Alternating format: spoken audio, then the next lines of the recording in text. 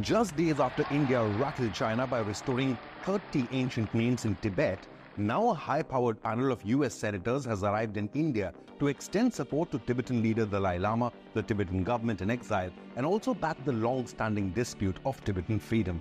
The message to the Chinese PLA is loud and clear: vacate Tibet and go back to China. Xi Jinping's CCP has now issued a stern warning to Washington, threatening resolute measures against any move for Xinjiang or Tibet independence. Backed by India and the United States, the Tibetan issue is gaining momentum around the world, and calls are growing for China to end its 7-decade-long occupation of the Himalayan country. A rattling China is now issuing threats and promising retaliation. So have India and United States decided to end the so-called One China policy and fully back the Tibetan issue? And will China respond by force or be pushed into a corner? Former US Speaker Nancy Pelosi is part of the bipartisan US delegation that met the Dalai Lama in India's Dharamsala. Speaking on the Resolve Tibet Act, Pelosi said, and I quote, "A message to the Chinese government that we have clarity in our thinking and our understanding of this issue of freedom of Tibet." Freedom of Tibet. These words echoed in the halls of CCP in Beijing, causing nightmares to its leadership.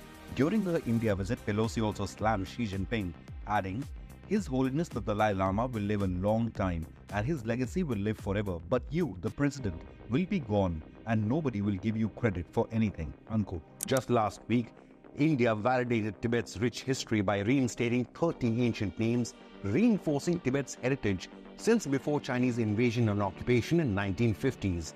And then in Washington, the US Senate passed the Resolve Tibet Bill, an overwhelming majority of 391 to 26. US Senate is fully committed for the future of the Tibetan people, free from Chinese occupation.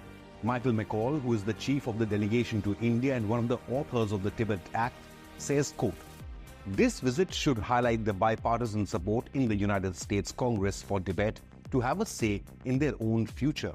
All that remains now is for President Biden to sign the Resolve Tibet Act and make it official US government policy." A rattled Xi Jinping even dared to warn Joe Biden. CCP Foreign Ministry spokesperson Lin Jian urged America not to back Tibetan independence movement, saying Biden must, quote, "must not sign bill into law," and even warned of resolute measures. Though whether Beijing can actually do anything against the United States remains to be seen. Pelosi echoed US resolve in India's Dharamsala, saying, "This bill says to the Chinese government, things have changed now. Get ready for that," unquote. Pelosi even visited Taiwan in the recent past. Visit was followed by massive Chinese PLA Navy and Air Force live-fire war games in the Taiwan Strait and simulations of an invasion. However, there has been no such display by the PLA following Indian and US government support to Tibetan community. Sikyong Penpa Sering, the president of the Tibetan government in exile, elaborated in Dharamsala, saying, quote, "The Resolve Tibet Act counters China's disinformation propaganda on Tibetan history, its people, and His Holiness the Dalai Lama," unquote. Since occupying Tibet by force in the 1950s, China has been spreading propaganda on so-called historical claims to Tibet. It uses its One China policy along with its military and economic clout to force other nations into accepting this narrative. However, India and the US have recently made bold strides in countering this Chinese propaganda. For thousands of years, India shared a 3,500-kilometer-long border with Tibet. India and Tibet are historical neighbors and not nuclear-armed India and China.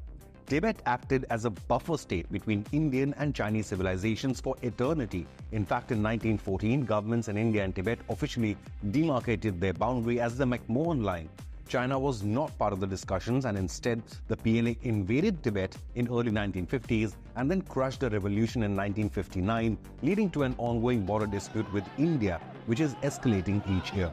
Following this, the Dalai Lama fled to India along with thousands of refugees. Even today, 120,000 Tibetan refugees continue to live peacefully in India. In fact, Tibetans cheered Indian Army convoys en route the LAC following the 2020 Galwan Valley clashes against China.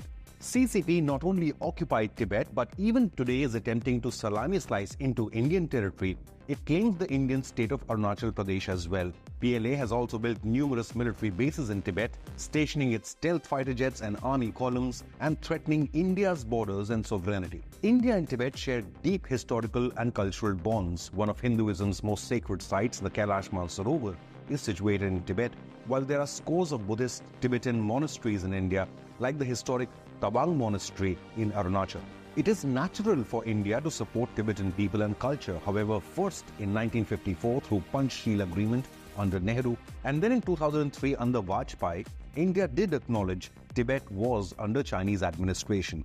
On both occasions, China backstabbed New Delhi, first by attacking and occupying Aksai Chin in 1962, and then violating India's sovereignty by launching the CPEC project in 2015 through Pakistan-occupied Kashmir, which remains legal Indian land under illegal Pakistani occupation. It's safe to say China has violated all agreements with India and New Delhi is not bound to them anymore. Now, post the Galwan Valley clashes in 2020, which resulted in the loss of lives for both India and China, things have changed. India is more resolute in facing any Chinese aggression and is extending support to allies in the ASEAN region, including the Philippines, Vietnam, and Taiwan. India now is well within its right to back the Tibet cause, which got a real boost after the US Senate backed the Resolute Tibet Act. As for the Dalai Lama, he has sought autonomy for Tibet, but not complete independence, as Xi Jinping and CCP would go to war rather than grant independence to Tibet.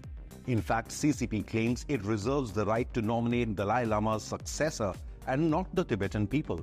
Instead, Dalai Lama claims his successor might be found in India. China has long been the aggressor in South Asia, bullying all its neighbors by salami slicing. But for once, China finds itself on the back foot, suddenly facing this renewed push for Tibetan freedom. Chinese Foreign Ministry warned, quote, anyone or any force who attempts to destabilize Xinjiang or Tibet to contain or suppress China will not succeed. On the other hand, Chinese CCP continues its covert mission of eradicating Tibetan identity.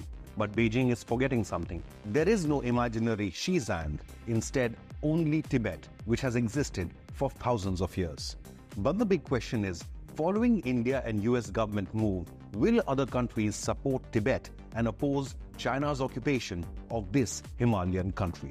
Leave a comment, hit the like button and subscribe to InConnect News.